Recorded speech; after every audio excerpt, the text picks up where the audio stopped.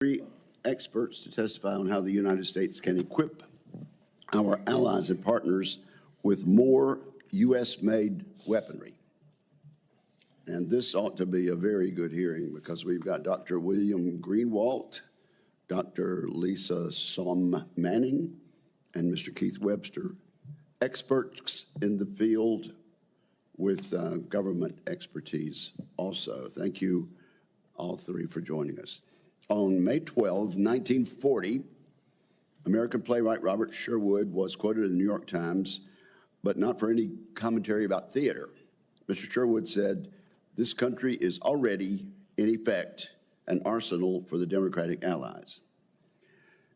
It is fitting that we are holding this hearing nearly 85 years to the day since these words were published. We face a threat environment that feels eerily similar to that of 1940, and we're seeking to rebuild the arsenal of democracy in our own time. That brings us to the FMS, Foreign Military Sales System. FMS is the principal mechanism by which we transfer arms to our foreign partners. It is the FMS system that allows us to work with partners to strengthen conventional deterrence and bolster allied burden sharing. In the executive branch, the State Department is responsible for coordinating FMS, including considering what to sell. In the Senate, that job belongs primarily to our colleagues down the hall, the Foreign Relations Committee, to Chairman Risch and Ranking Member Shaheen. But the Department of Defense and this committee have significant responsibilities in informing and implementing those decisions, and that's why we're here today. Similarly, the Pentagon plays a leading role in international armaments cooperation, activities such as co-development, co-production, and the integration of American and allied industrial bases. Today, we hope to discuss how the Pentagon can better run both the FMS and international armaments cooperation processes to maintain deterrence. To respond to our current threat environment, the DoD needs a dramatic shift in mindset, one that embraces the key fact that arming allies and partners is a core function of the U.S. military. Unfortunately, over the past 3 decades, the Pentagon's ability to implement FMS and to develop mutually beneficial weapons deals with allies has deteriorated alongside our defense industrial base. A bureaucracy that is over-specialized and slow. While it is capable of producing exquisite systems, it cannot do so at scale or with speed. In 2024, the United States sold $118 billion of weaponry, a significant increase over recent years and multiple times more than the next closest country. $118 billion is equivalent to 70% of DoD's own procurement budget for 2024. The potential of even more weapons exports is massive. Nearly all our allies and partners have allowed their weapons production to deteriorate. They are now scrambling to rearm amid a worsening security environment. We are at the cusp of a manufacturing revival in this country. We could be at the cusp of a manufacturing revival, which can dramatically expand the types of weapons available for export. To harness that moment, I would propose we focus on 4 areas. First, DoD should make FMS and international armaments cooperation a core mission of the military. DoD should have a dedicated workforce of FMS experts. No one at DoD would ignore $100 billion of additional weapons spending if it were called anything other than FMS. Our production is a weapon, and DoD must reorganize itself to recognize that fact. So be prepared to give us some advice about that. Second, we need to tailor requirements to the weapons they regulate. Requirements to the weapons. A 3D printed one-way attack drone is not an aircraft carrier. Our regulations should recognize this. The technology security and foreign disclosure community should adjust its approach to risk management when considering technology release, especially for close allies. Third, we need to build exportability into our weapons development. Build it into our development. Here's what I mean. We frequently ignore allied requirements when developing weapons. As a result, it should surprise no one that these capabilities are often not approved for release to the very allies we plan to fight with and defend. This needs to stop. And fourth, we need to partner with our defense industrial base to make the right investments to expand production. If we build it, they will come. And right now, we have allies and partners waiting years and years for weapons that we cannot produce fast enough. So help us there. Over the past 2 decades, each administration has reviewed the FMS system almost every year with the same results. The Trump administration's recent executive order is directionally correct and holds the promise of real generational reform, but it will take hard work by this committee, our colleagues on the Foreign Relations Committee, our colleagues in the House, and our 2 departments to reimagine the fundamentals of our FMS system and integrate our industrial base with allies. With that said, I look forward to hearing from our experts today and a lively round of questions, and I now turn to my friend, Senator Reid. Thank you very much, Mr. Chairman, and I want to welcome the witnesses, Dr. Greenwalt, Mr. Webster, and Dr. Som Manning. You each bring unique and important perspectives to the conversation about foreign military sales and international armaments cooperation. We're fortunate to have such a distinguished panel before us. I want to acknowledge up front the Foreign Military Sales, or FMS, is largely the jurisdiction of the Senate Foreign Relations Committee, as the chairman indicated, but we're fortunate to have Senator Shaheen here, and Senator Rich is someone I know will be interested in cooperating with us as we move forward. The Department of Defense plays a significant role, although the jurisdiction is perhaps mainly in another committee, and it's my hope that the 2 committees can join together and develop an overall plan that will accelerate and make more efficient the FMS process. It's well established that America's greatest comparative advantage against our rivals is our network of allies and partners. From Europe to Asia and the Southern Hemisphere to the Northern Hemisphere, our relationships with foreign nations are fundamental to our security and prosperity at home. Many of our friends and partners rely on the state-of-the-art military equipment that we provide through FMS, and this arrangement is mutually beneficial as our military capabilities are reinforced by those of our allies. When executed well, FMS strengthens the connective tissue between our respective militaries.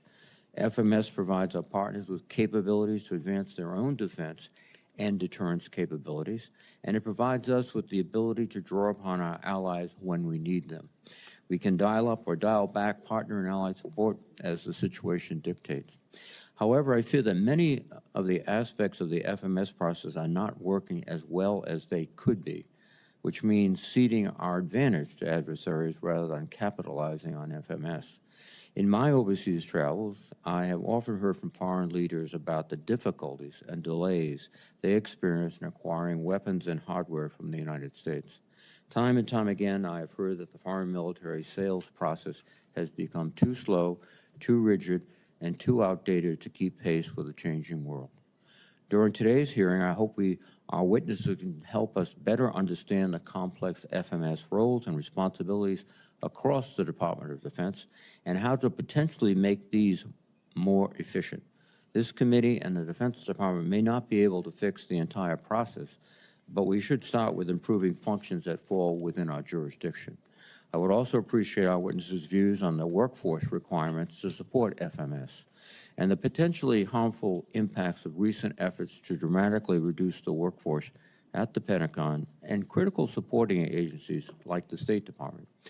Where the activities of FMS and international armaments cooperation intersect with the acquisition community, I would ask our witnesses to discuss how we can align roles, responsibilities, and expertise to deliver better performance outcomes. I look forward to the hearing and the insightful advice of the panelists. I hope we can work together to develop a better understanding of the Department of Defense so that they can adapt quickly to a rapidly changing world. And thank you again to our witnesses, and I look forward to your testimony. I have a live microphone this morning. Thank you, Senator Reed. Let's get right into 5-minute summaries of testimony, and we'll begin with Dr. Greenwalt. Terrific. Chairman Wicker, Ranking Member Reed, and other distinguished members of the committee. Have you pressed your button? I did. Okay. Hello? Can you hear me? There we go. Okay, I'm sorry. Hope I already lost 10 seconds. I can't believe it. Chairman Wicker, Ranking Member Reed, thank you for the opportunity to testify this morning on both FMS and international arms cooperation in general. How the U.S. decides to share existing technology or work together with other countries on new defense solutions is a critical component of our national security. Unfortunately, the way the U.S. international arms cooperation system works, at least for our closest allies, is fundamentally broken. This springs not from a failure to be diligent or to dutifully carry out the law, but from a failure to keep up with the times. Quite simply, the world has changed, and the tools of arms cooperation created in the mid-1970s no longer make sense in this new world. These tools were designed around an era of U.S. defense technological dominance that now no longer exists. DoD is no longer the main or only driver of innovation in the globe today, and yet we continue to act like it still is. We make it really hard for our allies to gain access to legacy technologies that many of them would produce on their own or get from somewhere else. We make it even harder for them to bring in superior knowledge and capabilities into the United States. And then even harder than that, to jointly work on something new. National security threats are now fundamentally different than those posed in the Cold War. They are of such a scale that the U.S. needs to leverage the resources and capabilities of a much larger, more innovative, commercially driven industrial base to support an interoperable allied force. And yet our tools of cooperation, designed to keep 1970s technology out of the hands of the old Soviet Union, conspire to prevent that from happening. Breaking down the barriers to effective arms cooperation is vital. If we want to enhance our own capabilities as well as those of our allies, we need to first take a look at all of our arms export and technology transfer processes, not just FMS. In their place, we need to adopt a time-based, cooperative approach that positively differentiates between a select group of allies and partners. Reform would not mean a wholesale elimination of current controls and deliberate processes for the vast majority of the 223 countries and international organizations that the U.S. has deemed eligible to buy our weapons. Decisions on whether to transfer weapons capabilities to those entities can still be based on a less than urgent step-by-step approach, shaped by a debate on our foreign policy goals in each of those countries. But for a critical segment of our closest allies who already share our values and interests, there should be a series of fast lanes backed by incentives to favor the joint development of the next generation of capabilities. These allies should also be tightly integrated into our industrial-based planning. How would this work? Well, countries already identified in law as part of the national technology industrial base and then selectively expanded to other close allies should face a streamlined process that reflects a greater sense of urgency. This process should be based on certainty, predictiveness, and timeliness, rather than the current one-size-fits-all, time-consuming, years-long methodical approach. For these allies, there should be an upfront agreement within the U.S. government on a pre-approved list of specific types of systems these countries can buy. A contracting vehicle that allies can buy off from should be established with pre-negotiated prices for these capabilities. Next, a stockpile should be established to store U.S. weapons readily available for immediate export. Perhaps more importantly, a broad-based waiver from the international traffic in arms regulations needed, beyond the inadequate limited waiver that has been provided under AUKUS and to Canada. This waiver and exemption would be designed to incentivize and enable American and allied engineers and scientists to quickly work together on new military capabilities. Finally, leadership DoD needs to be aligned to enable these changes. This could be done by creating a Defense War Production Board or something like that, chaired by the Deputy Secretary of Defense and staffed by 2 assistant secretaries, one for international production and a resilient supply chain, similar to what we have right now with the ASD for industrial policy, and another for international cooperation and production. This board would provide a formal senior decision-making and oversight mechanism over the disparate stovepipes that govern international arms cooperation in DoD, as well as for guiding defense industrial production. Thank you again for the opportunity to testify. I look forward to your questions. Thank you very much, Dr. Greenwalt. Mr. Webster, you're next. Thank you, Chairman Wicker, Ranking Member Reed, and members of the committee for this opportunity to testify before you today. I have the honor of serving as President of the Defense and Aerospace Council at the U.S. Chamber of Commerce, as well as President of our Federal Acquisition Council within the Chamber's Center for National Security Policy. Prior to joining the Chamber, I served 32 years in the Department of Defense in various roles associated with international political military policy and related programs. One thing is clear: the time for bold action is now. The foreign military sales process is cumbersome, and after nearly 3 decades of attempts, no meaningful reforms have been made. Together, we can change that. Beginning in 1998, we saw initial public criticism of the Foreign Military Sales, or FMS, program and demands for change. In the past 27 years, there have been approximately 15 DoD Tiger teams to look at issues of speeding up processes, meeting demand on time, reducing costs. As we sit here today, little has changed. Within 6 months of the first Obama administration, the National Security Council signed a letter to then Secretary of Defense Robert Gates directing the department to improve the FMS process.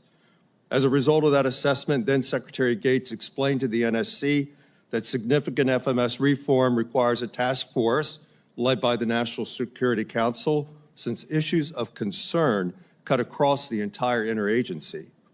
The NSC agreed with this conclusion. However, such a task force never materialized, and DoD once again was on its own to determine what could change within its limited control. So why does the FMS process take so long? The informal congressional notification process for complex and contentious programs can take months to conclude. Once concluded, the formal notification to Congress can proceed, and when complete, the DoD and the buying nation can proceed with finalizing the FMS agreement, which is a bilateral agreement, not a contract. Once that agreement is signed, by both nations, and funding has begun to flow, the DoD contracting officer is now legally allowed to begin negotiating a contract with U.S. industry. It's worth thinking about that an FMS contract is a DoD contract, developed and executed by the same DoD personnel buying the same capability for U.S. forces. On average, a DoD contract to implement a major FMS program takes 18 months to award. The delay is in part because over 2 decades, the DoD contracting community has been understaffed annually between 15% to 30%. And quite simply, most FMS contracts are not a priority within DoD.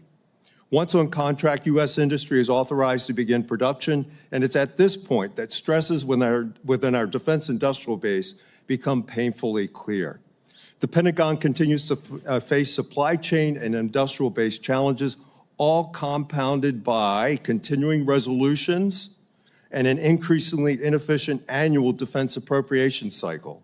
Now's the time for bold action. The DoD must take steps that it hasn't before, including reorganizing the international sales and cooperation offices, placing them under a newly formed Assistant Secretary of Defense reporting to the Undersecretary of Defense for Acquisitions and Sustainment, amending DoD program executive officers and program management charters to include a rating element for their development and execution of international programs, incorporating AI and automation to help speed up the DoD contracting process, re-examining what should be an FMS-only case or sale.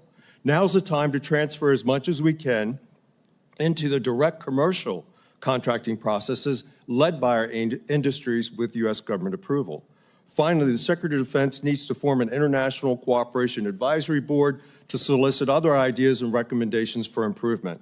Congress and the administration have a role to play as well, including increasing congressional notification thresholds and developing a list of allied and close partner nations and pre-approved capability, thus eliminating ambiguity, and debate on select future sales. The business community and the administration must also work closely together to better understand the challenges in ramping up production to include supply chain stress, delays in appropriations, changing capability strategies, and top-down mandates. True FMS transformation is a task for the interagency in partnership with Congress, the administration, and the private sector. Without a unified approach, true FMS transformation will remain elusive. Thank you. Thank you very much, Dr. Sam Manning. You're now recognized. Chairman Wicker, Ranking Member Reed, and distinguished members of the committee, thank you very much for the opportunity to testify on the findings of RAND's research report, Optimizing Foreign Military Sales Roles, Responsibilities, and Authorities. The FMS program is authorized by the Arms Export Control Act and is a vehicle through which the Defense Security Cooperation Agency, or DSCA, operates the program, and at no cost to the U.S. taxpayer because it is funded by administrative charges paid to the foreign purchaser. FMS is a vital U.S. foreign policy tool that strengthens allied contributions to U.S. integrated deterrence.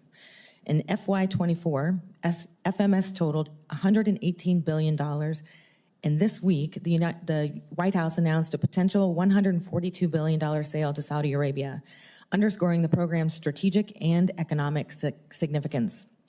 Despite this significance, our research found that the complexity of the FMS process can result in unacceptable delays, which in turn risks undermining U.S. credibility with our partners and provides openings for strategic competitors.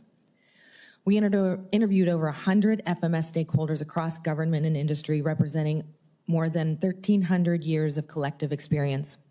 Frustrations were consistent, from senior leaders lacking authority to direct the process to frontline personnel struggling to navigate it. I'll highlight just several challenges that we identified. Strategically, first, the Department of State and DoD lack a unified front on and process for prioritization of our partners, making it difficult for the FMS enterprise to forecast the demand signal for FMS requirements. There are also missed opportunities to engage in each other's internal efforts to reform, and as we've heard, there are a lot of reform efforts that have gone. Second, the Office of the Undersecretary of Defense for Policy may be missing opportunities to effectively advocate for the role of FMS in achieving U.S. security objectives. Operationally, first, DSCA is charged with overseeing FMS, but lacks adequate management, oversight, and enforcement authorities. Second, the military department's implementing agency similarly lacks such leverage to hold acquisition stakeholders accountable for delays or underperformance.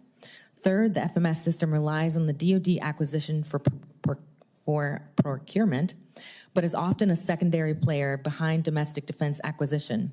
As one of our interviewees noted, training, equipping our foreign partners is well below everything else. If this were baseball, it's definitely the minor leagues. Fourth, acquisition offices are micro-federated, meaning they're dispersed among myriad stakeholder organizations with their own systems, processes, and priorities, most of which do not pertain to security assistance cases. This can make it difficult to identify responsive points of contact when choke points arrive. Some offices also describe being understaffed. Fifth, industrial-based bottlenecks further slow the progress. And then finally, data is fragmented across micro-federated systems lacking standardized formats, governance, or sharing protocols. As one stakeholder put it, we are data-rich and information-poor. We've got several recommendations that came out of our study, many of which align with the recent executive order, in addition to other reform efforts that have gone in the past. At the strategic level, first, amend DoD directives so that USD policy can aggressively assert themselves into the FMS process, for example, by advocating for FMS among combatant commands to incorporate partners' FMS-derived capabilities into planning and exercises. The Joint Staff might develop a defense planning guidance that factors in ally and partner contributions.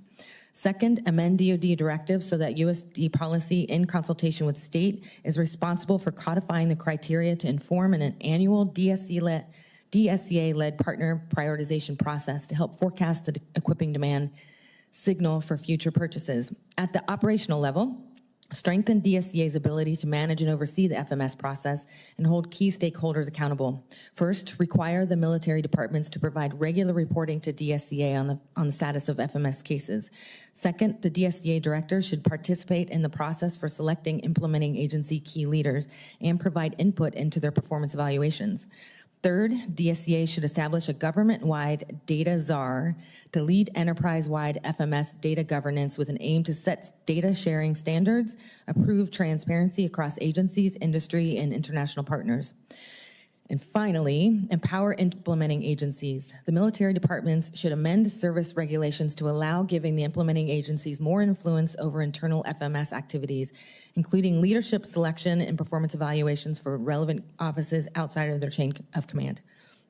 There's no silver bullet to FMS reform. The FMS enterprise involves a diverse network of actors and varied missions and priorities. However, the need for reform is urgent. Implementing recommendations that foster a more agile, transparent, and accountable FMS process is essential for enabling our partners, deterring adversaries, and reinforcing America's global leadership. Thank you for your attention to this critical issue, and I welcome your questions. Dr. Sum Manning, RAND just released, when did RAND release this report, and how long did you work on it? We worked on this report for a year. It was a year-long study, and we published it in the end of 2024. Okay. I think all three of you, gave great testimony and very thought-provoking, and I'm sure we'll have a lot of good questions. You had recommendations. How much of the problem do you think, we'll start with Dr. Greenwalt and going down the table, how much of the problem is mindset in the various departments, and how much of it is a need for statutory reform? Dr. Greenwalt. I think the mindset issue is a critical one.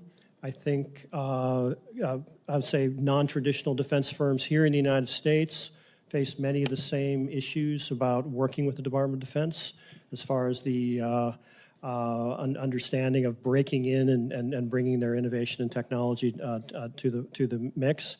I think there's a mindset that our allies are supplicants for our technology, and this technology is just so wonderful that everyone will jump through hoops to get it. The reality is there's a lot of technological leveling going on out there, and right now there's a great opportunity for U.S. to sell weapon systems because a lot of these countries haven't built up the manufacturing facilities to do so. But if the incentives don't change, they will do that, and we will lose sales. I think there is some issues on the legislative side, but mostly a lot of the problems are on the regulatory side. It's just how the department are interpreting what Congress has put into place. Regulations that are in place, not just practices. Regulations that are in place, like the international traffic in arms regulations. So that regulation needs to be retooled. It needs to be retooled and relooked at least for our closest allies. Again, Okay, well, I think let us know on the record, because Sure. time is fleeting, what statutory changes we need. And so, Mr. Webster, you're next on the very same question. Okay, sir, the issue of mindset, let's start where technology development begins. It begins for the U.S. warfighter, and the U.S. warfighter fundamentally does not desire to have a proliferation of the latest and greatest technology around the world. So when we look at technology security foreign disclosure decisions, it starts with the services who have tasked their community and their industries to develop capability for them. Okay, if you were running the State Department and the Defense Department, what would you do today? What would you start doing? What I would do today is convene the leadership, both in uniform and political, in a meeting to say that let's start with our allies. It is absolutely necessary that we harmonize technology release and be risk takers and be creative in finding ways to support their needs. It's an issue of taking risk and willing to take risk. We typically pass one bill a year out of this committee, and that will not come for months. What do you could do a great deal, I'm taking from the first two answers to my question. You could do a great deal without the Congress, House, and Senate passing anything. That's correct. It's an issue of leadership. Dr. Sam Manning. And you speak for RAND. I speak for RAND. Okay. That's right. So I do think that it's a cultural mindset, and I don't know if you can regulate culture. As I mentioned, FMS can be sort of considered a secondary player. We're focused on the U.S. warfighter, equipping the U.S. warfighter, and our allies and partners come in second. So in my mind, the way that you work on this is to incentivize leadership so that those within these organizations and offices really prioritize FMS if that is the priority. Give them reasons to prioritize it. Again, looking at performance, looking for metrics, looking for performance evaluations, ways that you can hold our leaders accountable for taking this serious. Okay, quickly, you mentioned continuing resolutions, Dr. Sam Manning. Here. Do CRs reduce the national debt? Do they save us money? Our study did not look at that, and I don't think I have. Webster? Not aware. No idea, sir. Okay, so you don't have an opinion as RAND does about the harmfulness or helpfulness of year after year continuing resolutions? Oh, no, sir, I do. That was in my remarks. It is absolutely a disaster to have continuing resolutions. Even the one that was passed this year, which has enormous flexibility, is helpful. But DoD budgets need to be passed. They need to be passed on time. Industry needs that certainty. Our Pentagon needs that certainty. These CRs are not a wartime footing. Disastrous, Dr. Greenwalt. I think if you give the department greater flexibility for a larger pot of money, it may not be as disastrous, but if you tie them to the rigid PPBE budget accounts that create inflexibility, then yes, they would be a disaster. Thank you. Senator Shaheen. Thank you, Mr. Chairman, and thank you to all of our witnesses. I wholeheartedly agree with most of what each of you have said, and certainly believe that the lack of budget certainty and the continuing CRs are detrimental, not just to industry, but to our national security, and that needs to change. I think we've got another issue with respect to how FMS works also, and that is the tariffs that have just been imposed. I visited a company in New Hampshire that makes ball bearings for the aerospace industry. They do a significant amount of their business with the Department of Defense.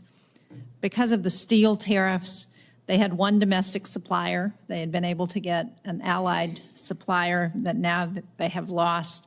And their lead time went from 20 weeks to 2.5 years. We can't provide what we need for the industry with that kind of problem.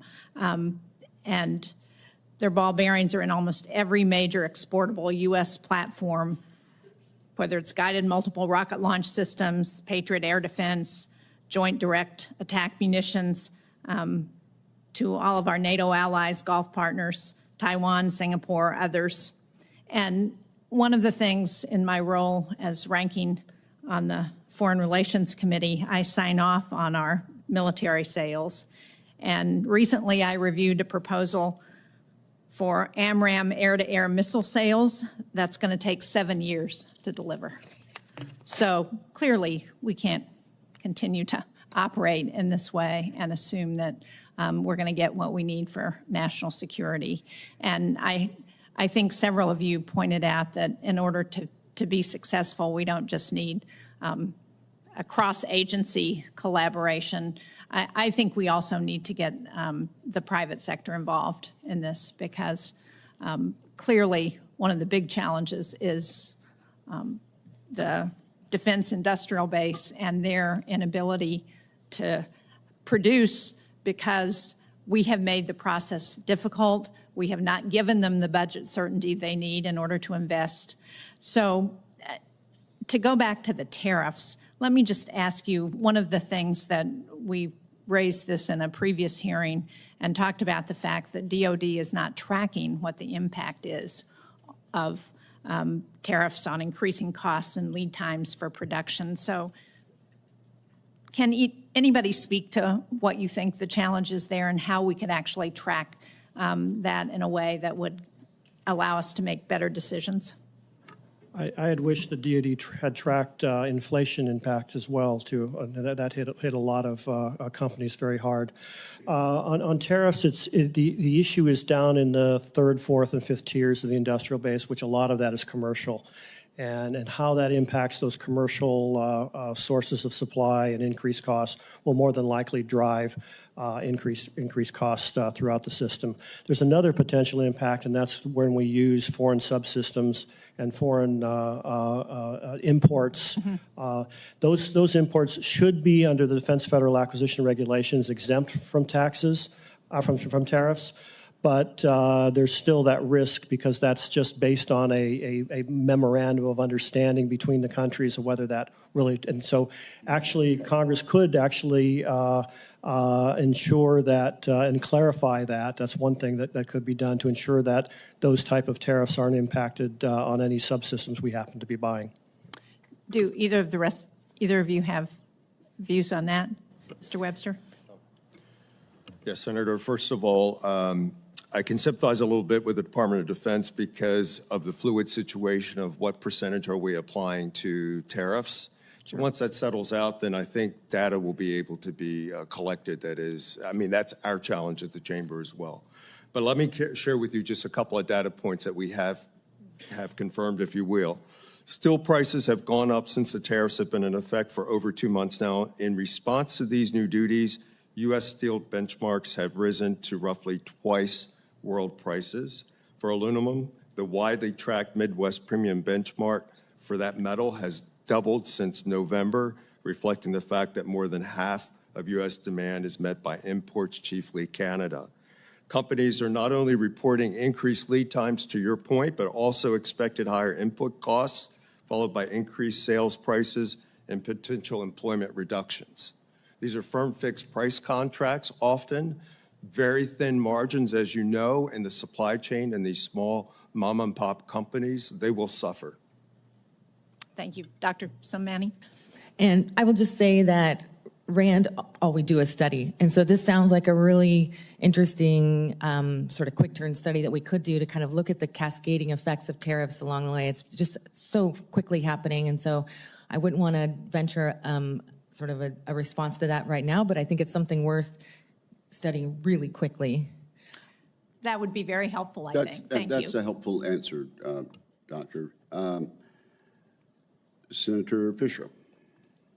Thank you, Mr. Chairman. Dr. Somani, you said at RAND you study. I appreciate that. And we'd earlier talked about the report that came out in 2024, I think you said. It highlighted a number of insufficient authorities and inefficiencies within the department's FMS process and organizations, and provided recommendations. Do you know if the department has followed up on any of those recommendations or the status of that? I don't know if they have followed up on them, but I have seen that in the recent executive order, some of the same recommendations are in that. So my assumption is that they remain as challenges.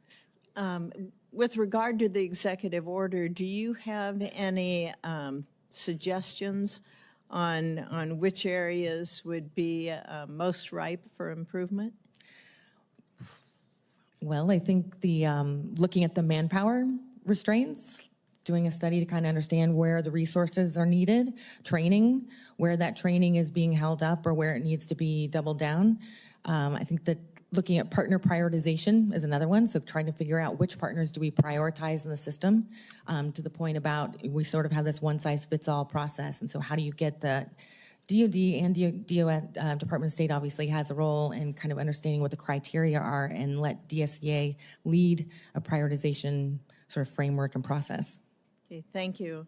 Dr. Greenwalt, the International Traffic in Arms Regulations, or ITAR, regulates defense exports for the United States.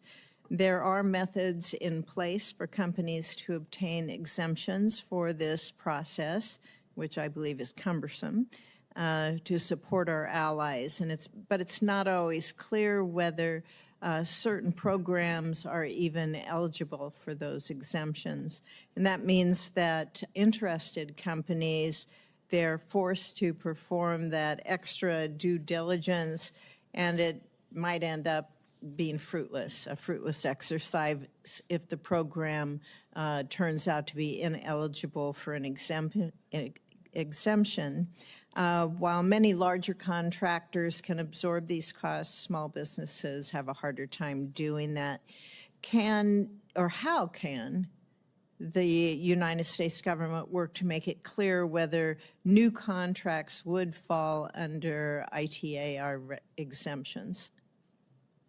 That's one of the really difficulties of ITAR is new companies trying to understand where their technology is classified.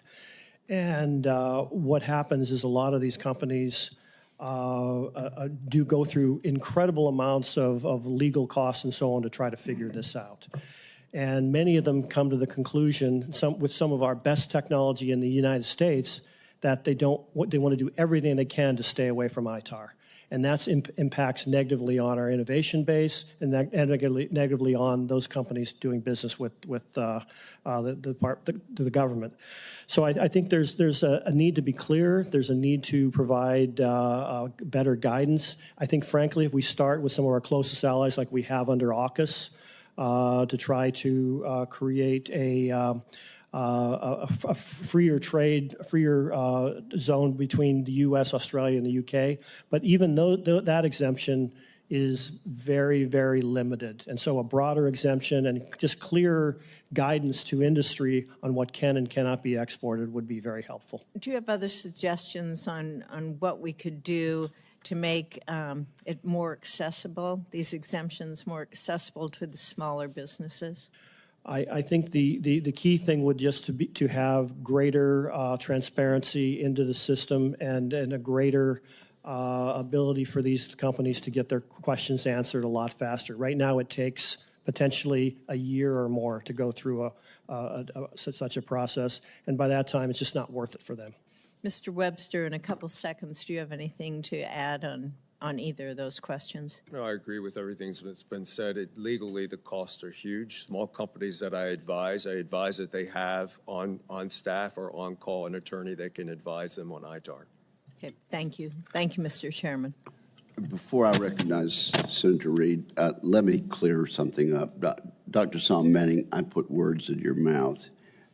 In looking at your testimony, I see that footnote 1 says opinions and conclusions expressed in this testimony are the authors alone. You made that clear, and I'm now making it clear. I notice also Dr. Greenwalt views expressed in this testimony are those of the author.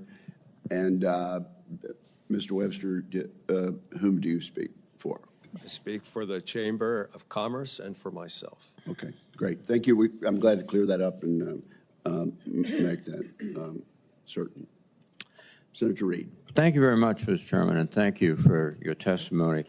Mr. Webster, you made it clear in your opening remarks that already the workforce of the SMS project in both state, I believe, and DOD is not adequate.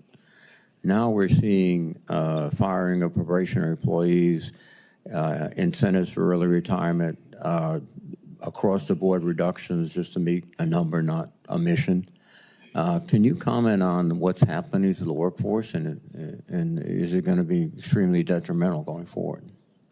It is going to be extremely detrimental. I'm advising all my clients, if you have a contract close to award, get it awarded, because I think that 30% gap in contracting personnel is going to get worse. I'm advising 8 senior executives in DHS, DOD, State Department, NASA, and Commerce Department who are 50 years old and taking the early outs. You're going to have a huge brain drain. Anyone who's a senior executive career official, for the most part, is looking most likely to get out. So you're going to have a knowledge gap. You're going to have a mentoring gap. You're going to have a recruitment challenge, a retention challenge, and the situation's only going to be compounded over the coming months.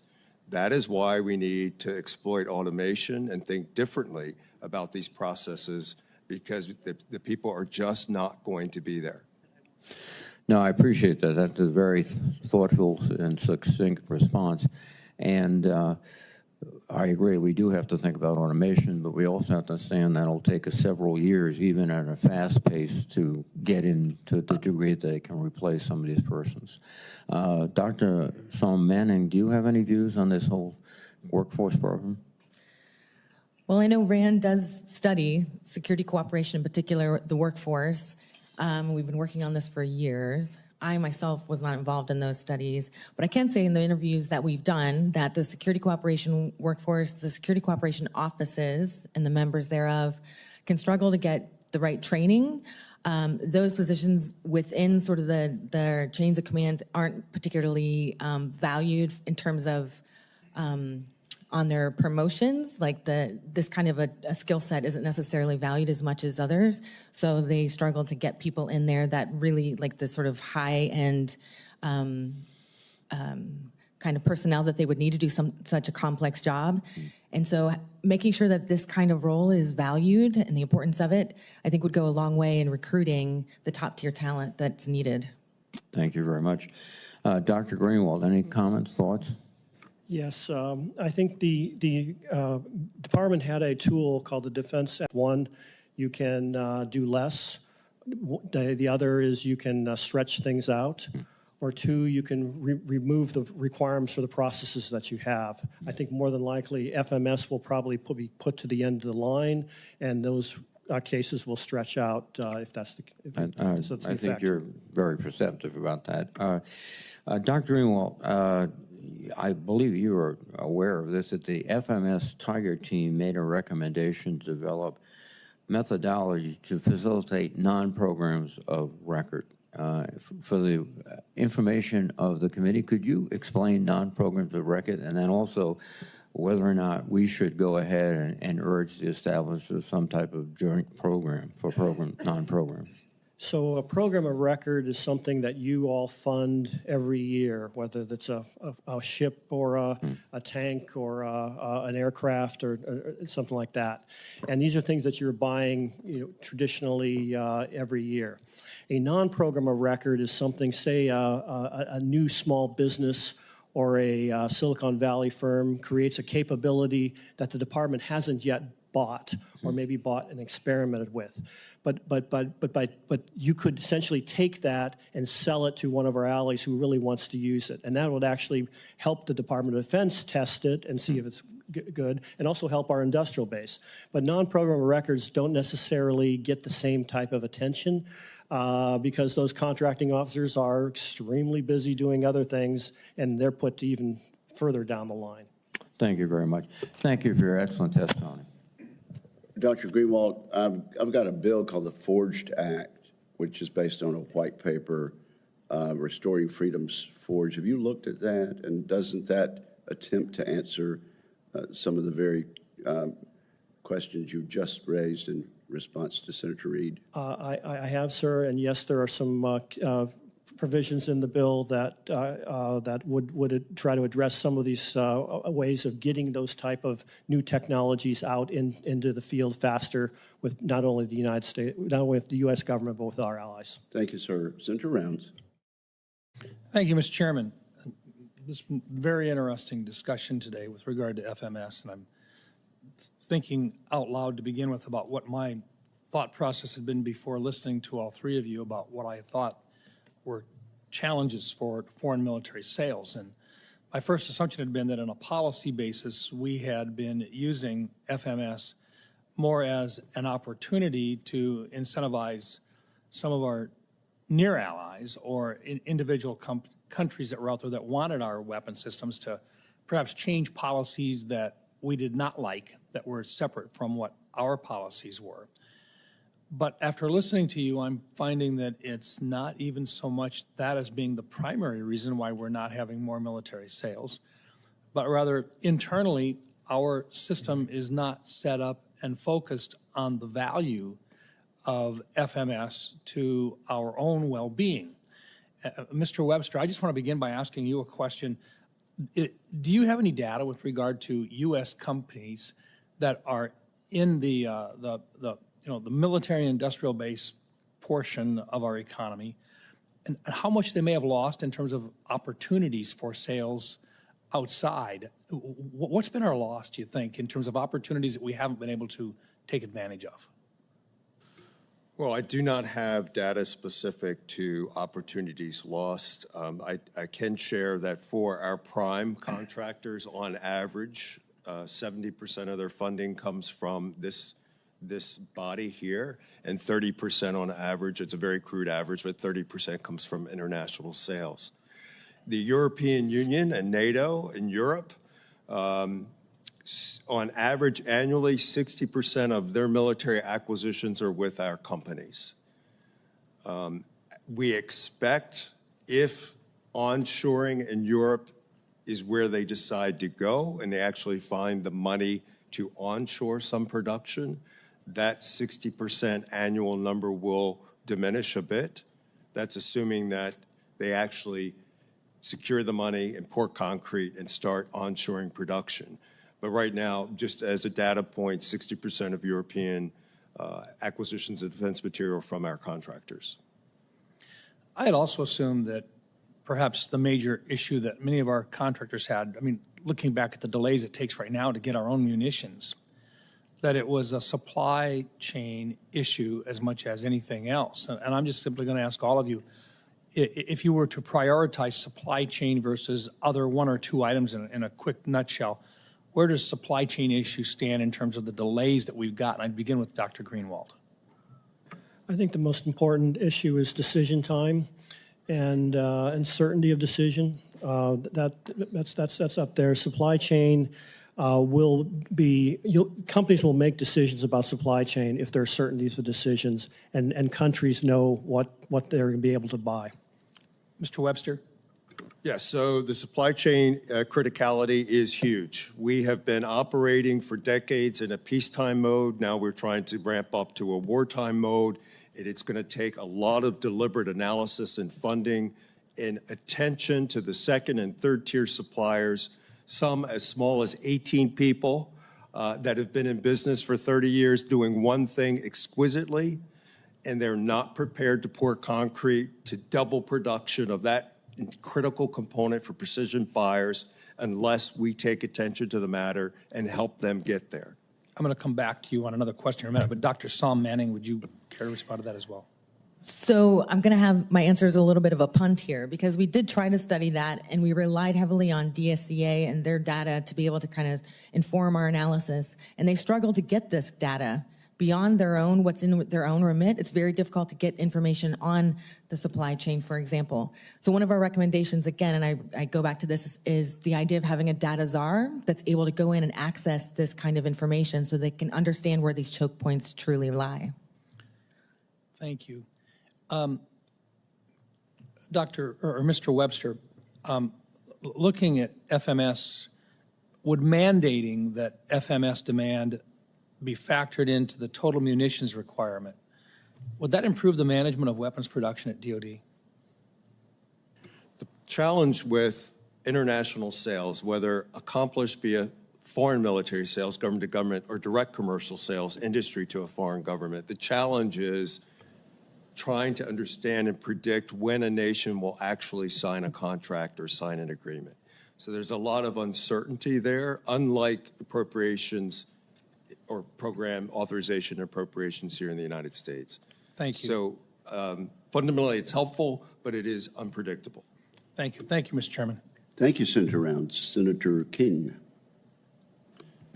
Thank you, Mr. Chairman. I really appreciate the testimony. This has been a very productive hearing. Dr. Greenwald, I was struck by what you said in your opening statement. one of our asymmetric, or I think our principal asymmetric advantage in terms of national security is our allies. And yet we put them through this long, arduous process, and there should be, I think you suggested, I don't know whether you call it an exemption or a bobtail process or something, so that we're not, so that we can have greater cooperation with our allies. Is that a fair interpretation of what you said? Yes, I wouldn't even call it an easy pass lane.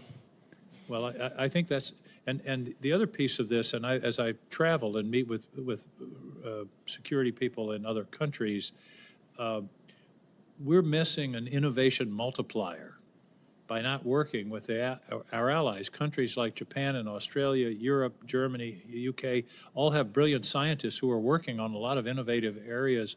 And instead of having innovation be siloed by country, it's always occurred to me that it would be much more, as I say, a multiplier if we could work more closely and have better cooperation with the countries that are aligned with us. Is that a fair observation? I think that's a fair observation. We're a country of 340 million. Our allies together, the EU, NATO, Japan, Korea, kick us up over to over a trillion. You know, we're close to the Chinese population, and we're squandering that asset by siloing innovation. The number of scientists and engineers working together would be critical in the future. And unfortunately, right now, we're all stovepipe working on these things separately. Well, I do want to, I have a visual aid in terms of the process. I'm not going to burden the committee, Mr. Chairman, by submitting it for the record, but this is the Foreign Military Sales Manual, 642 pages. Bless you for that. I mean, this, to me, this summarizes in many ways the problem of the process itself, which has impeded our ability to work with, again, with our allies. Now, it's been mentioned several times about a data czar or something like that. One of my principles of management is that you need one throat to choke. And there's nobody in this process that is responsible for the process. You've got the State Department, the Defense Department, and then all the other agencies that are involved. It seems to me that we should be talking about putting somebody in charge who can be held accountable. Ms. Manning, you suggested that in your testimony. Is that something we should be thinking about? Yes. And that's really what our report focuses on. In particular, DSCA does have the responsibility to sort of wrangle all of the cats and dogs in this process, but they lack the authorities and the enforcement ability. They lack the transparency to kind of get to the crucial sort of choke points in the system. And so providing at least some sort of enforcement, accountability, authorities, I think would help them be able to do this job better. Winston Churchill said after Gallipoli, you should never have responsibility without authority. And that's exactly what you're talking about. The other thing I understand, I had to slip out for a minute, that's been mentioned, but I think needs some more attention is ITAR. As I've talked to people in other countries, scientists and people working on technology matters, ITAR is a real barrier. And again, we have some exemptions with Australia and Canada, but Mr. Webster, is ITAR something that we should be? We really need to focus on. And their scientists need to be able to share back and forth. They do. Now, we have laws that govern the control of data, technology, and capability. So those laws require a license of some sort. But to your point, we are actually moving forward. The AUKUS exemption, AUKUS paradigm is something that hopefully will proof a new way. Will become an example of how to move forward. That's right, and that could be expanded to include allies, other Mr. allies. Greenwalt, I can't leave you without, you mentioned one thing in your testimony, that a continuing resolution with more money and more flexibility might be okay. I would point out that would be the end of congressional authority. That would be the ultimate abdication of Congress's authority to appropriate a huge pot of money to the Pentagon and say, spend it as you will. So I just had to make that point. Although there is a RAND report that shows, that supported the PPBE Commission, that showed the different types of authorities that are out there for different agencies. And frankly, the Department of Defense doesn't have many of the same authorities and flexibilities that other agencies have. So yes, the Congress could still essentially have its power of the purse and look over these things, but there are other authorities that could be given to DOD that perhaps are not, that other agencies haven't been. As long as it doesn't usurp, depending on your point of view, abdicate or usurp congressional authority over the power of the purse. Thank you, Mr. Chairman. Thank you, Senator King. Senator Budd. Thank you, Chairman. Thank you all for being here. Thank you for your testimony as well. Mr. Webster, we've talked a lot about staffing, but given these issues, are there ways that we can utilize artificial intelligence to, and including automation, to improve these processes and speed up implementation of foreign military sales? Sir, absolutely. We have to explore automation to include AI. In industry, if you can't hire people or afford them, you automate. And that's where we really need to seriously look. What comes with that is a level of risk, an assumption of a level of risk that historically the system's been unwilling to assume. So when you automate and develop those processes, improve those processes, that's a level of risk that the system is historically not used to. Can you be specific about the risk you're referring to? Well, I mean, when you're automating a system, you're losing the human judgment and human touch from developing an FMS case. Let's say we automate that. So you have to ensure that the standard notes and other legal requirements are intact in that automation process because a human will not be touching it theoretically. Does that make sense? Completely. Thank you. Dr. Sam Manning, you know, last year I visited Israel, the UAE, and just last month I traveled with some of my colleagues to Taiwan, to the Philippines. And when we visit with them and with other allies and partners, they implore us to really speed up FMS. They give us case examples of years, in some cases more than a decade for programs, for delivery, when China is at the ready. Months. Now, they admit there's quality problems. It's not what they want, but they'll forgo some of that if they can get it now rather than sometime date unknown out in the future. So what can this committee particularly do? I know there's other committees that are involved here, but what can this committee do, whether it's through legislation, increased oversight, to get our international friends what they need more quickly? I so wish I had the answer to that. I really, really do. What Congress can do is really look at what's out there already with recommendations of so many that have come before me and ask why those haven't been implemented yet. What are the barriers, whether they're cultural or otherwise, why these recommendations haven't taken hold already? So throw out the recommendations again, just the top ones. Sounds like you've given plenty of recommendations, whether it's RAND or AEI or Chamber. What are the top ones that you think that we should focus on? So the top one, in my mind, is to give DSCA more sort of teeth so that they can direct the system, that they've got access to the data so they can understand where the choke points are, so that they can help facilitate those problems. That would be top of my list. I'm seeing a theme here. Yep. Thank you. Mr. Webster, you know, we use the phrase industrial base a lot and how we can modernize the base, but could you go a little deeper in what aspects of the base do you think we need to fix or improve to most speed up FMS delivery? And you talked a little bit earlier about increasing production lines and them being willing to pour additional concrete. I mean, that's a major investment for these folks. And they got a business to run, I get that. But keeping that in mind and their economics and the incentives that we deliver, what would you suggest? All right, first of all, I want to come back to a question that you just asked. Part of the problem that we have today in equipping allies quickly is we don't stockpile anymore. When I started in 1985, we had stockpiles all over the world of capability. It may not have been exactly what a customer or a nation needed, but it was good enough and we could transfer it at speed. We've gone to a just-in-time scenario in industry, just like the commercial sector, where we don't have parts stocked. We don't have kit stocked. We need to spend money and create stockpiles like we used to have during the Cold War. That's issue number one, if I may. The issue of the industrial base, we can't do everything at this given moment. We have to prioritize what capability is most important to our forces and allied forces and focus on those capability stresses to include their supply chains.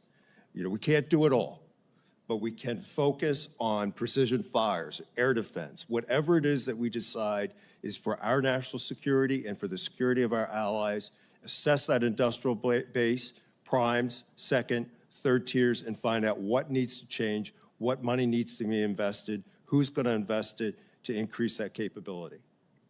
Thank you all. Chairman. Dr. Greenwalt, Mr. Webster says we need to resume stockpiling. Do you agree? I do, and I think you have various authorities to do that. I think the SSTAF fund is one way to do that, but this committee has considered others in the past. About 10 years ago, there was a desire to create a precision-guided munitions fund to do exactly that. We have a just-in-time problem, which is essentially we have put off the ability to have a stockpile, and we desperately need a stockpile. Thank you much. Senator Hirono. Thank you, Mr. Chairman, and thank all of the witnesses. So as we sit here, once again, we're told that there have been many recommendations made over the years how to change the FMS process, make it better, faster, et cetera, but these things don't get implemented. And Dr. Saul Manning just said that one of the ways that we can do this is to just give DSCA the authority to do their jobs. So do the other two witnesses, Mr. Webster, Dr. Greenwalt, do you agree that that would be one of the ways that we can get going in the kind of changes we need to make to the FMS process? So when I started at the agency in 1992, we had all the authority that we needed, and it took leadership. So yes, revisit authorities because it's been a long time since 1992. Make sure they have the authorities. Make sure they have political top cover and interests. And that's why we've supported this proposal to create an Assistant Secretary of Defense to collapse international programs into. It needs to be a political appointee who can sit at the table among other assistant secretaries and argue the case and lead the community with authority and power that a political appointee, Senate confirmed, will have. Do you agree, Dr. Greenwalt? I agree that for the need for leadership, and I think the leadership has to be even elevated above the undersecretaries.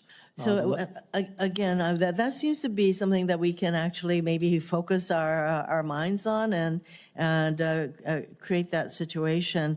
Because when we start talking about DoD contracting reform writ large, good luck to us on that. Because as Senator King just brought out, look at the hundreds and hundreds of pages of requirements that we impose on just every single contracting process that we have.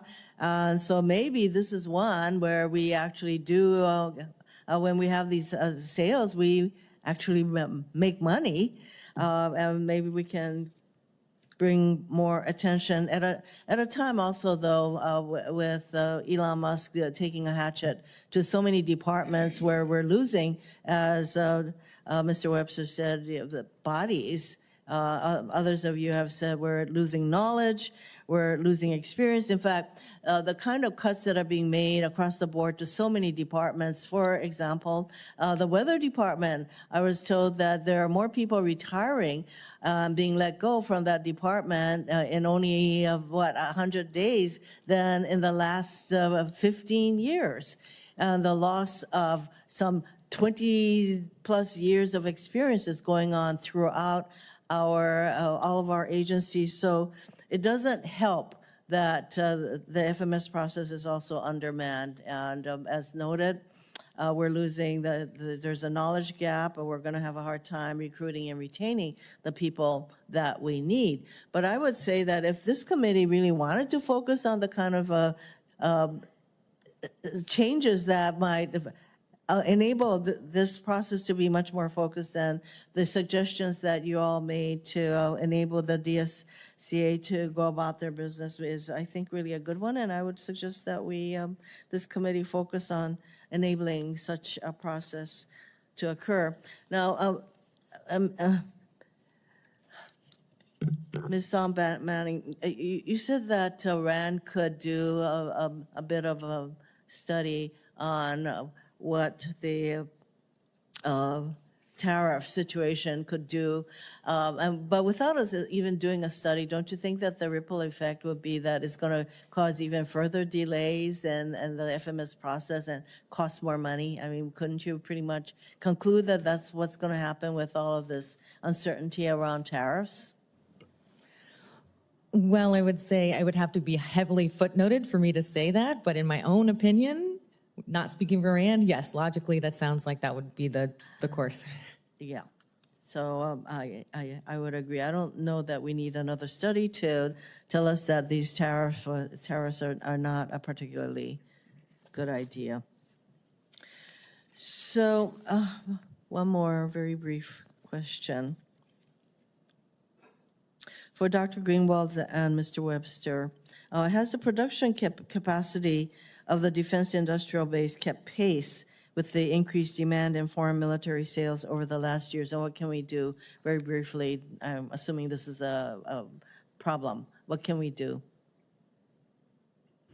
Okay, so fundamentally, briefly. I would say in select areas, the production capacity has not kept pace, and this has been compounded by the situation in Ukraine and the U.S. providing capability to Ukraine as well as our allies. So that stresses our industrial base to resupply us, resupply allies, keep supplying Ukraine, help Israel. It's very difficult. No, not at pace. But Thank you. Also, it's difficult for the industry to know whether an FMA case is real, if they're actually going to actually implement some of these FMS cases. And because of that, it's hard to make those investments until there's a real demand signal and a contract in place. Thank you very much. Over here on some of the countries that we don't have alliances with. Right, but the paradigm of ITAR is, in the timeline of American 21st century technology, is ancient.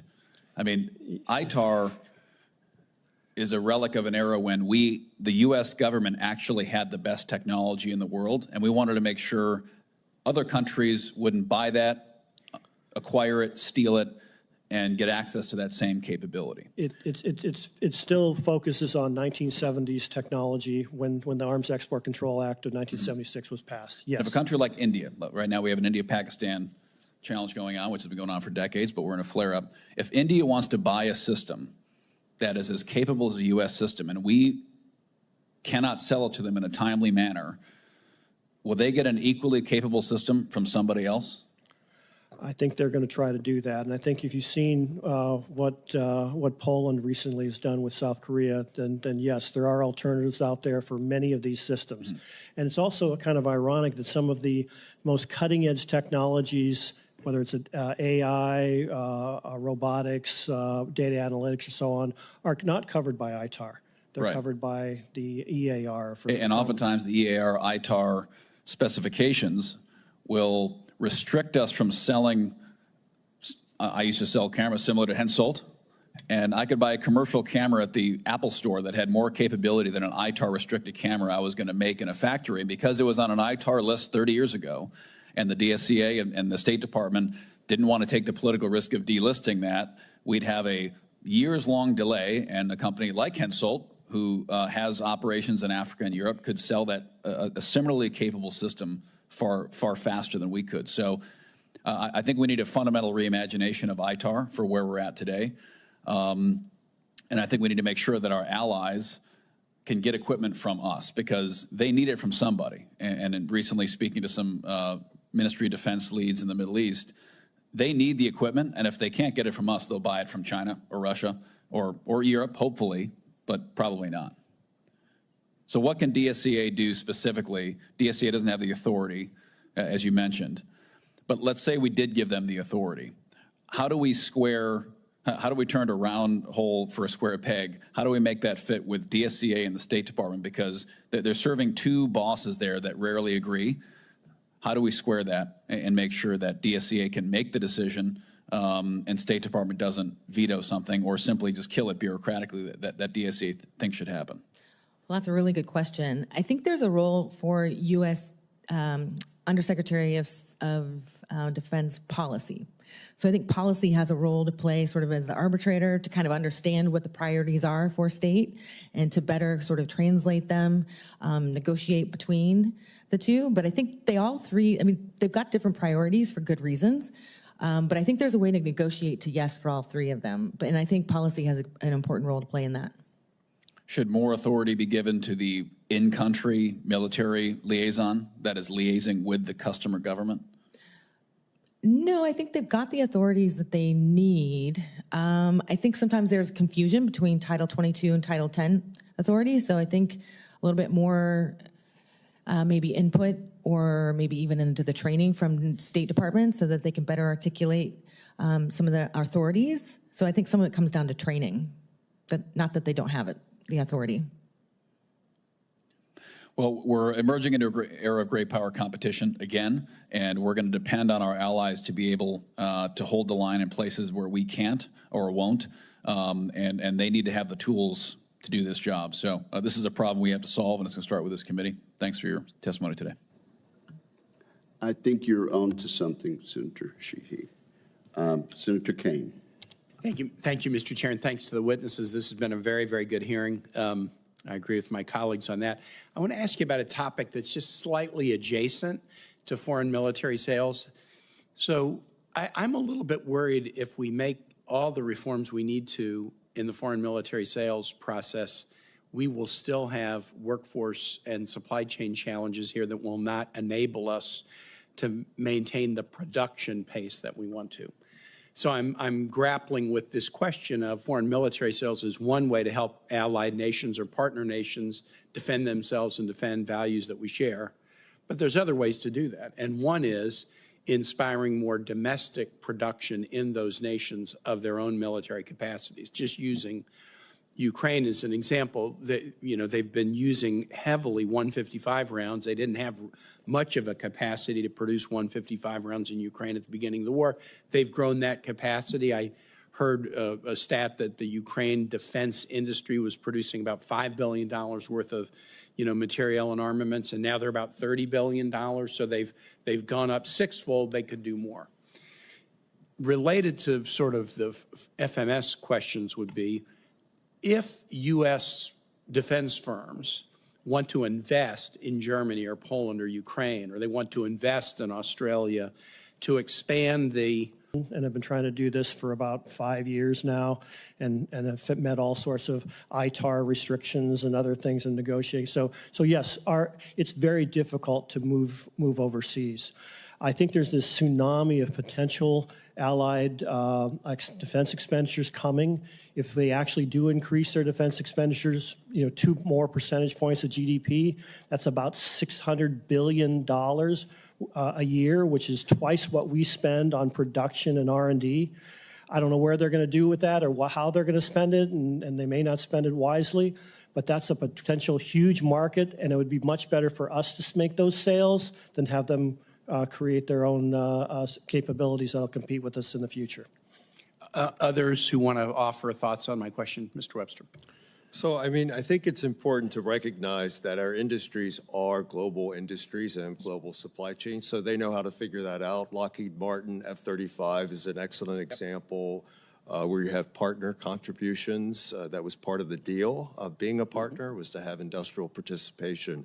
So our industries, where it is in their interest to seek technology they can't get here for a good price, where they can reduce production costs, and where the government will allow it, will go offshore. So the tools are there to accomplish what you envision. It just is a question of how is that incentivized. Dr. Sam Manning. And I will just say, I was not part of a study, but we just did a study on third-party suppliers. One of my colleagues, Aidan Nguyen, and her team looked at this and tried to think about how to do this responsibly, try to find suppliers that are, aligned with our strategic interests. Thinking about some of the criteria that would you think about when you'd want to kind of invest in and kind of shape what our allies, when we can't supply it, how they make their decisions elsewhere. I'll take a look at that. I want to say in 45 seconds, something about tariffs. I was just in Germany, Poland, and Ukraine, and I heard over and over again, we are cooperating with you. We want to cooperate more. There's so much more we can do together. Tariffs are getting in the way. The German example was the most striking. A new government in Germany with a mandate to improve the economy, which has been in the doldrums since 2019. That is the mandate. The government is very pro-U.S., pro-transatlantic. They're pro-U.S. military, more U.S. troops in Germany than any nation other than Japan outside the United States. But they said tariffs are getting in the way of the primary goal of this new government, which is to improve the German economy. And if that's the case, I know you expect us to be great defense partners, but there's no such thing as a silo where half the relationship is really bad, but on the other half, we're going to be completely cooperative. We need to sort out this tariff madness. And using tariffs against adversaries, great, or in particular instances on particular trade barriers, of course. Using tariffs willy-nilly against allies is very destructive, both in the national security space and in the American economy. And that was the message I heard loud and clear from our allies. I yield back. Thank you for that. Senator Scott. Sure. Thank you all for being here. I just, about 3 weeks ago, during a recess, I went to Denmark, Finland, and Estonia. And probably similar to Senator Kane, I get asked questions about Trump's position, on tariffs and NATO and things like that. And here's the way I explained it to him. I think Trump is going to try to make two things happen. Number one, if you're going to be an ally of the United States, you're going to build your own military first. We're not going to be your first line of defense. If you're not willing to defend your own country, if women don't want to serve and you don't want to go buy the equipment to be able to do it, America's not going to be your first line. Number two is, if you want to sell in our country, the best market in the world, then whether it's tariffs, whether it's other barriers, those barriers are going down. We've watched for decades where this country has allowed other countries to be able to sell into our country, and they put up barriers. Some of it's tariffs, some of it's regulation, some of it's permitting, some of all sorts of stuff. You can't even sell, which makes zero sense. I'm fine with everybody else's economy doing well, but I'm primarily responsible for American workers. But one thing we talked about when I talked to the military leaders in Europe and the political leaders is that they're frustrated they can't get an answer on foreign military sales. They had really two complaints. Number one is, why does it take so long? Why can't you get an answer? What's the process? Why is it a black hole? And number two is, why can't your defense contractors make things on time?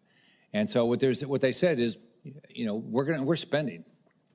They're for whatever reason, whether it's Putin invading Ukraine, they're spending their money now. But they can't get approvals, and they can't get then our suppliers are not on time. The other thing they brought up is the fact that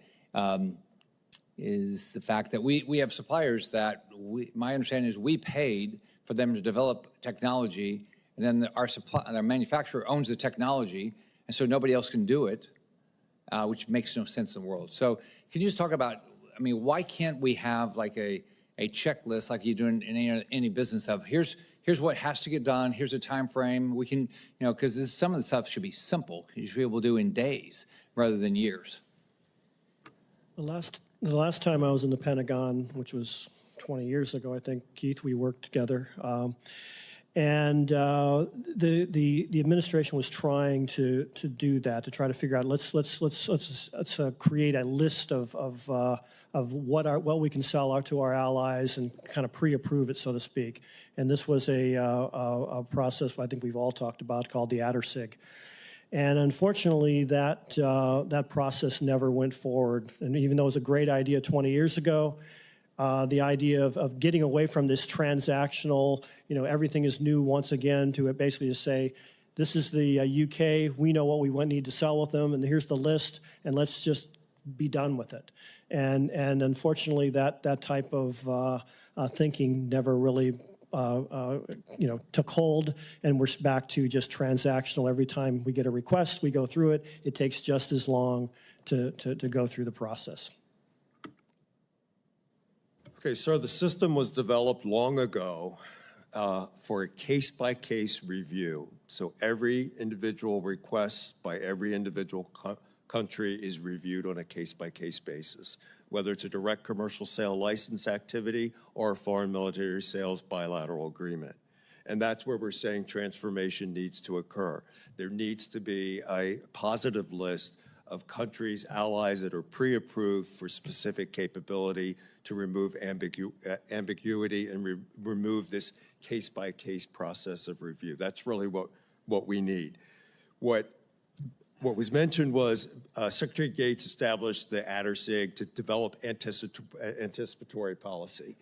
The first and only policy developed was for UAS systems, and State Department would not partner on anticipatory policy because under Title 22, they have the authority to review each transfer on a case-by-case business, and they did not want to tie their hands on their authorities and their business.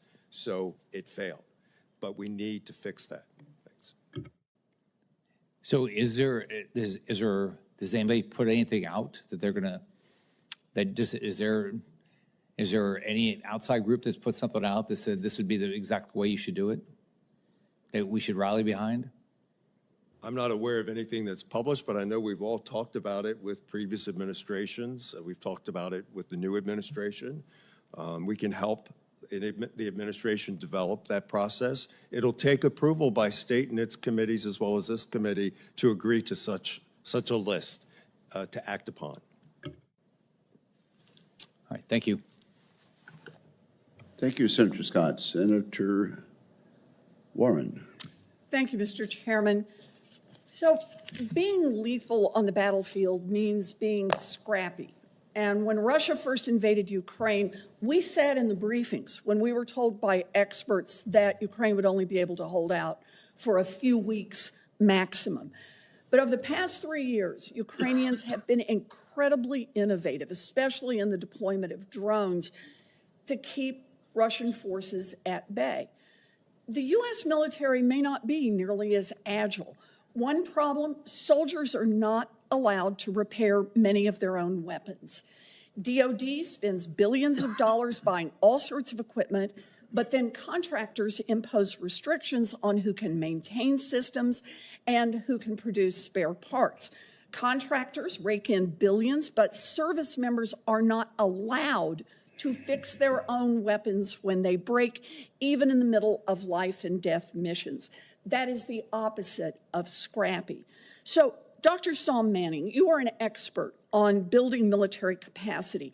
How important is it for readiness for service members just to be able to repair their own weapons?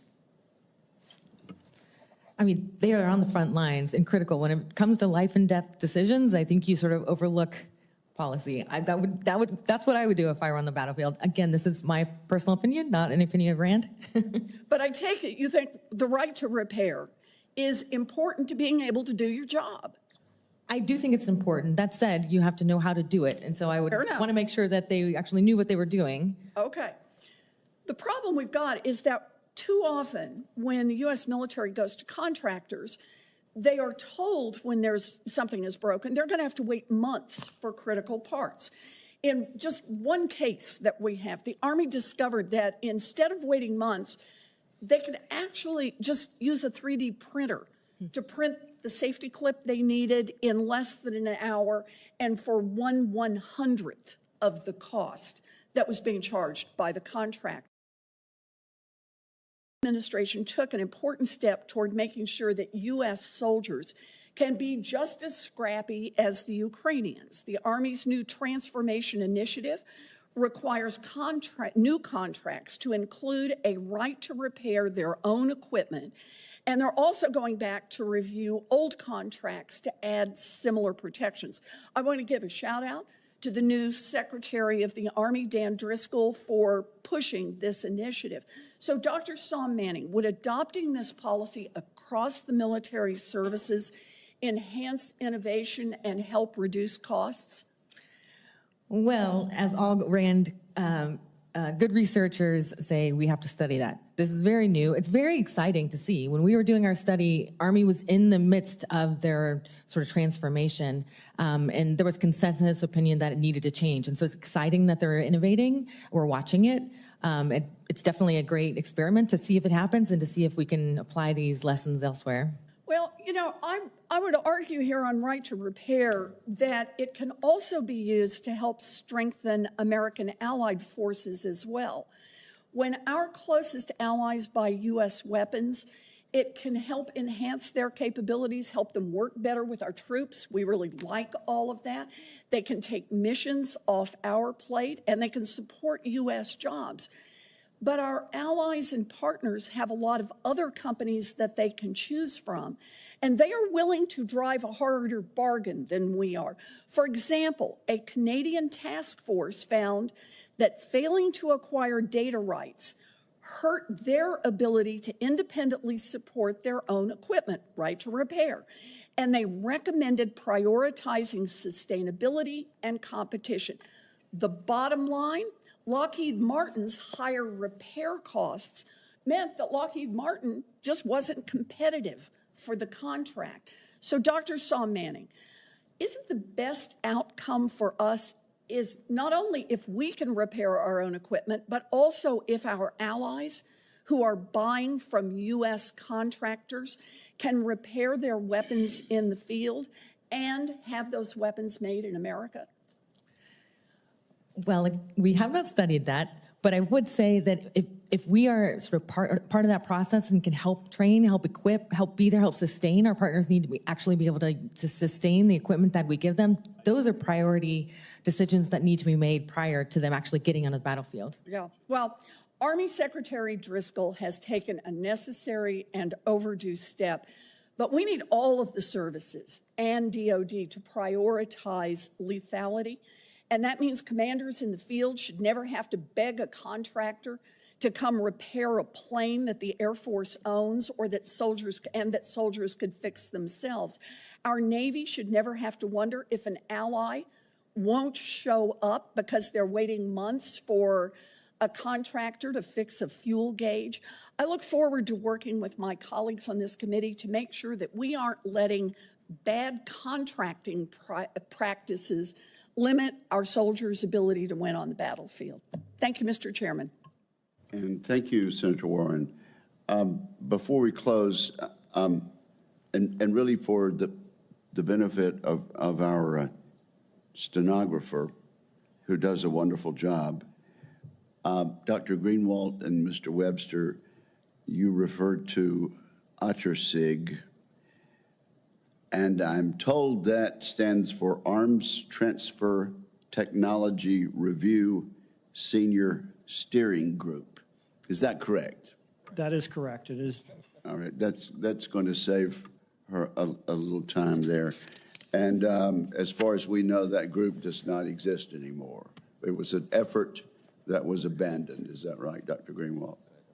I believe it's still on DITS's, the Defense Technology Security Agency's website. Whether it's still active I do not know. Well, we'll look into that. Thank you very much. And unless there are further questions, this hearing is closed. Thank you very, very much.